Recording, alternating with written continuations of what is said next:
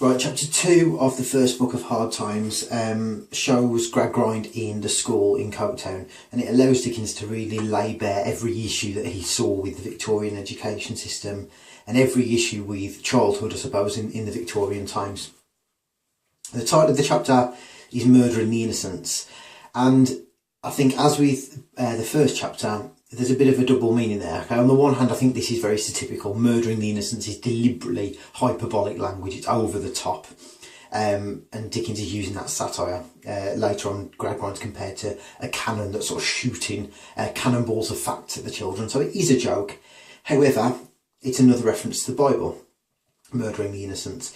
So I think, again, Dickens is adding this very biblical significance to it, and this warning that actually revolution, like we've seen in France, could be sort of on the cards if the Victorian system doesn't sort of sort itself out. And I think because it's set in a school, this is Dickens really attacking what was known as utilitarianism, and that was the idea that sort of underpinned much of the Victorian era. The idea basically that if everybody did what was best for themselves, if everyone essentially was selfish, then that was the best for society, because every person doing what was best for themselves would mean that society as a whole would do what was best for society. Dickens felt that that was untrue and that was wrong. And utilitarianism often led to this sort of very fact-based education system where there's no room really for compassion or creativity or children to be individuals. They are treated like these items on a supply line, ready to be sort of sent into the world and function in the same way. So this is exactly what Dickens is attacking. He's attacking utilitarianism as an idea, which is linked to the industrial society, where there's lots of sort of jobs in factories, which itself is linked to this education system that treats children like that.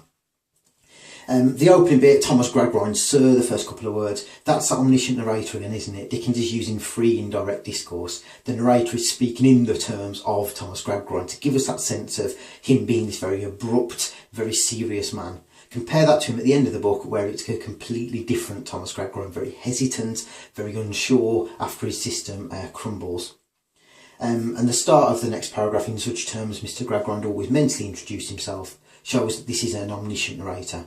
This isn't like Bryony in Atonement, who's pretending to be like that, but actually only really giving her point of view as she sets it up.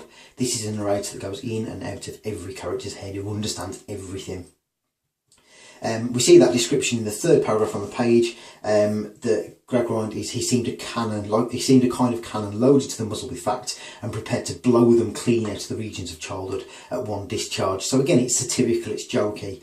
But again, it's also a very violent image linked to murdering the innocents, an image of sort of war and death that's linked to childhood, because Dickens sees that children are being forced to sort of grow up and losing this precious time of innocence. We see that about 3/4 of the way down the page when Sissy is addressed as girl number 20. So this is an education system that doesn't see individuals, it sees children as sort of units, okay, just like in a factory. But then she introduced herself as Sissy Dupe, sir. Okay, so it's not even Cecilia. She's known by a nickname, and she's basically everything that Dickens feels is good about childhood. She's this symbol of childhood innocence that for Dickens is the antidote to utilitarianism and this education system. We see that she explains this and she's blushing, standing up and curtsying. So straight away she's blushing, she's full of life. Yes, she's embarrassed. Yes, at this point she's not very powerful, but she's also full of life. And by the end of the book, the descriptions of Gradgrind and Sissy sort of switch, because this life of Sissy that's making her blush here gives her that real strength as Gradgrind sort of becomes weaker and falters. We're told that at the top of page 9 that Sissy's father belongs to horse riding. It turns out later on that he was in the sort of circus performing area, everything that Gradgrind would hate. And we see that in the next line he frowned and waved off the objectionable calling with his hand. So the idea of working with horses is ridiculous, and just swats it away. But again, it shows that he's abrupt, but also shows that real strength. Compare that to book 3, where Gradgrind is much more hesitant, a much weaker, much older seeming character. And I think we see here that Dickens is using structure very deliberately to do that. Interesting use of sort of form we get about 1/3 of the way down the page, in brackets, Sissy Dupe thrown into the greatest alarm by this demand. Dickens is basically using a stage direction there, right in brackets, it's like it's a stage direction. Now, Dickens loved theatre. Dickens used to do dramatic readings of his books. He was very taken by the theatrical world. So he's using a convention of theatre as the stage direction to set himself up as being against Thomas Gradgrind. Gradgrind hates theatre, he hates entertainment, he hates fancy, and so Dickens is very subtly sort of suggesting that actually he's the complete opposite of that. Dickens is the performer, and he's using these stage directions to undermine everything that that Gradgrind is sort of saying. We get a great symbol just over halfway down the page where there's this sunlight. Okay, we get Bitzer, who is very much the opposite of Sissy, sitting in some sunlight, and that same ray of sunlight also hits Sissy, and they're set up as complete opposites. We see about 3/4 way down the page that Sissy seemed to receive a deeper and more lustrous colour from the sun. So the sun, which is sort of represents nature and the natural world and growing, and that lights Sissy up, just like the blushing. It shows that she's alive and she's a natural she's had a natural childhood. Bitzer, we're told the self-same rays appear to draw out of him what little colour he ever possessed. So although Bitzer is held up as the model student, he's the one who seems sallow, who seems at odds with nature, whereas Sissy is totally at one with it.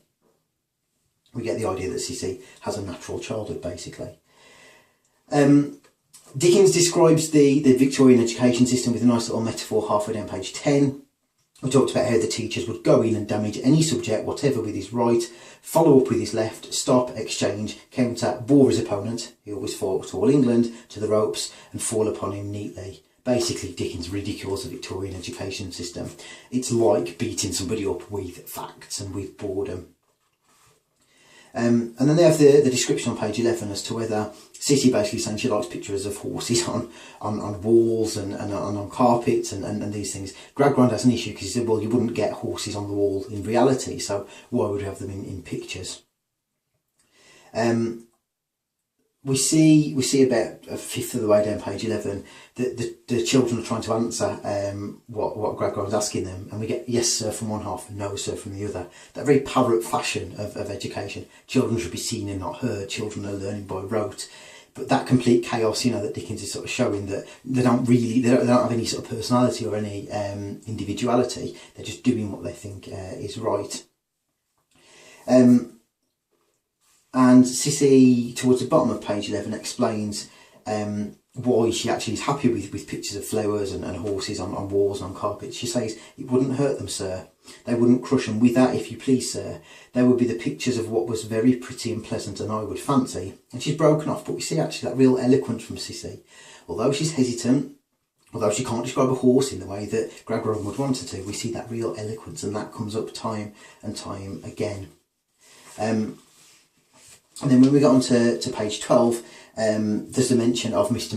McCulloch about halfway down the page. He's the teacher. Now Dickens is using that name very deliberately there. Okay, there was an educational writer called McCulloch who believed in the value of fact and believed in everything that Gradgrind sets up here. So Dickens is partly parodying him with the name Child, but also obviously Child, the idea that this education system is literally choking and stifling these children. It's making them these pale, sallow, unliving things like Bitzer, whereas Sissy obviously is the complete opposite of that. And then we're told about the lesson that they taught, and we get this massive list on sort of the last sort of third of page 12. We get, he put through volumes of head-breaking questions: orthography, etymology, syntax, prosody, biography, astronomy, etc. And we get lots of ographies and ologies and all these sort of subjects. But Dickens is making the point that it just breaks down into this very, very unimportant, boring, meaningless list. So to Dickens, these facts and this education system is meaningless. And actually Sissy, although she can't describe a horse in the way that they want to, speaks with far more eloquence and far more feeling.